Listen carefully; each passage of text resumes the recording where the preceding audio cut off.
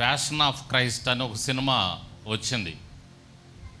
మీకు కూడా ఇంతకుముందు చూపించినట్టున్నాను మన మందిరంలో, మీరు చూశారు, చాలామందికి తెలిసే ఉంటుంది. ఇంకెవరైనా చూడకపోతే యూట్యూబ్లో కొట్టండి, వచ్చింది. ప్యాషన్ ఆఫ్ క్రైస్ట్ అని కొడితే వచ్చింది.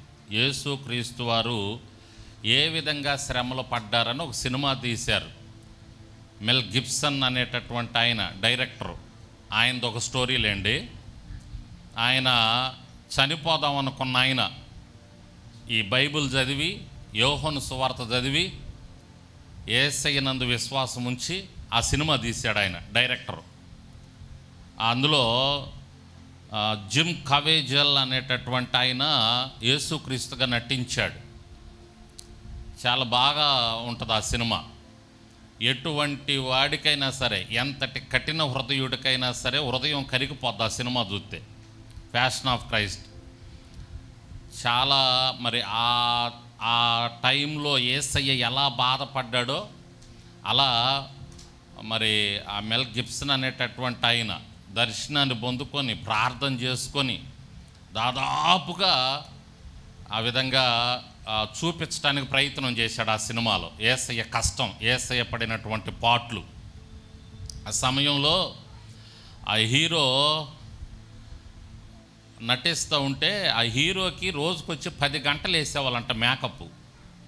అంటే కొరడాలతో కొట్టాలి కదా, ఆ కొట్టేటప్పుడు శరీరానికి తగలకుండా శరీరం పైన మరలా ఒక కవర్ దొడిగి ఆయనకి దాన్ని మేకప్ వేసేవాళ్ళంట. రోజుకు 10 గంటల మేకప్ వేసేవాళ్ళంట. 4-5 గంటలు షూటింగ్ జరిగితే మేకప్పే 10 గంటలు వేసేవాళ్ళంట. అంత కష్టపడ్డారు ఆ రియాలిటీ చూపించడానికి, ఆ ఒరిజినల్ చూపించడానికి, యేసయ్య పడిన కష్టం చూపించడానికి ఆ శరీరాన్ని తొడిగి ఆయనకి ఆ విధంగా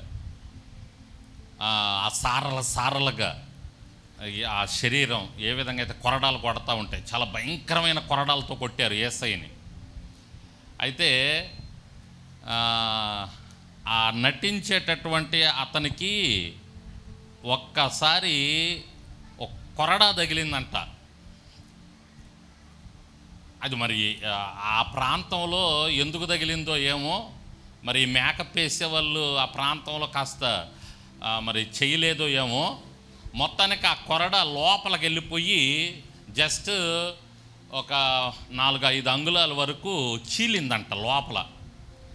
చీలితే ఆయన 3 నెలలు బెడ్ మీద ఉన్నాడంట. దేవునికి స్తోత్రం. ఎన్ని నెలలు?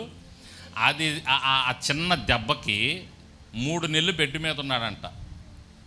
నాకు రెస్ట్ కావాలి, నేను చేయలేనని చెప్పేసి బెడ్ ఎక్కేసాడు. ఆ బెడ్ ఎక్కినప్పుడు ఆ బెడ్ మీద ఉన్నప్పుడు ఆలోచన చేశాడంట, ఒరే నాకింత చిన్న దెబ్బ తగిలితేనే నేను బెడ్ మీద ఇన్ని నెలలు ఉన్నాను, అసలు ఆ మహానుభావుడు అన్ని దెబ్బలు ఎట్టబరిచ్చాడు, కొరడా దెబ్బలు పక్కన పెడితే శీలలు ఎట్ట కొట్టించుకున్నాడు, కాళ్ళల్లో మేకలు ఎట్ట కొట్టించుకున్నాడు, అసలు ఇది మామూలు విషయం కాదు. నిజంగా యేసుక్రీస్తు నిజంగా గొప్ప దేవుడు, పడరాని పాట్లు పడ్డాడు అని అతను గ్రహించి, ఆ హీరో గ్రహించి, జిమ్ క్యావిజల్ ఆయన పేరు, వెంటనే మారు మనసు పొంది బాప్తిజం తీసుకున్నాడంట. దేవునికి స్తోత్రం. ఒక సినిమా హీరో ఆ దెబ్బకి యేసయ్య గొప్పతనం తెలిసి వెంటనే బాప్తిజం తీసుకున్నాడంట. దేవునికి స్తోత్రం. చిన్న దెబ్బ తగిలితేనే మనం తట్టుకోలేం కదా. అయితే యేసయ్య మన కోసం ఆ పడరాని పాట్లు పడి కల్వరి శిలువలో మన కోసం బలి అయ్యాడు. ఆ శరీరాన్ని, రక్తాన్ని ఇచ్చాడు. ఆ తరువాత ఆ సిలువ మోసాడు కదా యేసయ్య. ఆ సినిమాలో ఈ హీరో కూడా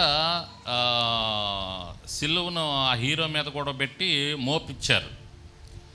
ఆ మోసేటప్పుడు ఒక దగ్గర అంట ఆ గోడ కొంచెం జారిందంట హీరోకి, కొంచెం. ఇవన్నీ కూడా అతనికి ఎదురైనాయి అంట ఆ సినిమా షూటింగ్ చేసేటప్పుడు ఇవన్నీ ఎదురయ్యి చివరికి అతను ఆ తీర్మానం తీసుకొని, నిజంగా యేసయ్య ఎంత గొప్ప దేవుడు, ఎన్ని కష్టాలు పడ్డాడు, ఎన్ని పాట్లు పడ్డాడని చెప్పి బాప్తిజం తీసుకొని ఆ తర్వాత సువార్తను ప్రకటించాడంట ఆ హీరో. రెండు చేతులు ఎత్తి ఒకసారి గట్టిగా స్తోత్రం చెప్పండి. ఇంతకీ ఇదంతా ఎందుకు చెప్తున్నానంటే, మన కోసం యేసయ్య చేసిన ఆ కార్యాన్ని మరొకసారి బాగా గుర్తు చేస్తున్నా మీకు. ప్రతి ఆదివారం మనం బల్లారాధనలో పాలు పంచుకోవటానికి మరి మనకు మంచి అవకాశం దేవుడిచ్చాడు. మరి ఆదివారం ఆయన శరీరమును ఆయన రక్తమును తీసుకున్నప్పుడు ఆయన పడ్డటువంటి ఆ పాట్లు, ఆయన పడ్డటువంటి ఆ శ్రమలు, మన కోసం ఆయన చేసిన ఆ కార్యము, ఆ యాగము, ఆయన కొట్టించుకున్న శీలలు, మేకులు, ఇవన్నీ కూడా మనం ఒకసారి జ్ఞాపకం చేసుకుంటా ఆకాశానికి భూమికి మధ్య వేలాడాడు ఆయన శిలువ మీద. జ్ఞాపకం చేసుకుంటా మనం బల్లారాధనలో ప్రవేశించాలి. ఇంకా ఎవరైనా బాప్తిజం లేకపోతే ఇదే మంచి అవకాశం, ఇదే అనుకూల సమయం రక్షణ పొందటానికి. ఇంకెంతకాలం దేని కొరకు మనం ఆగాలి? ఏ ఆటంకం ఉందని మనం ఆ ఆటంకాన్ని చూసి ఆ గొప్ప కార్యం, యేసయ్య మన కోసం జరిగించిన ఆ గొప్ప కార్యం, మన మధ్యలో ఉన్నటువంటి ఆ శరీరం రక్తం తీసుకోకుండా మనం ఎందుకు ఆగాలి? ఇదే సరైన సమయం కదా. నమ్మి బాప్తిజం పొందినవాడు మిగతాది మీరు పూర్తి చేయాల. అది నమ్మి బాప్తిజం పొందినవాడు రక్షించబడను, నమ్మని వానికి శిక్ష విధించబడను. కాబట్టి ఇకనైనా మనం ఆయన్ని నమ్మి మారు మనసు పొంది బాప్తిజం తీసుకునడానికి ప్రయత్నం చేద్దాం. తీసుకున్నటువంటి వారు ధన్యులు. ఎప్పటికప్పుడు ప్రతి ఆదివారం ఆయన మన కోసం చేసిన ఆ కార్యాన్ని జ్ఞాపకం చేసుకుంటా, గుర్తు చేసుకుంటా బల్లారాధనలో పాలు పంచుకుందాం. తెలిసి తెలియక మనం చేసినటువంటి పాపాలను ఆయన క్షమించి ఆయన తన రక్తముతో మనల్ని కడిగి పరిశుద్ధపరుస్తాడు. రైట్, అది ఒక భాగం. రెండవది ఏంటంటే, తీసుకున్నటువంటి వారు ఇదే అనుకూలమైన సమయం, తీసుకొనటానికి ప్రయత్నం చేయండి. బాప్తిజం తీసుకోండి.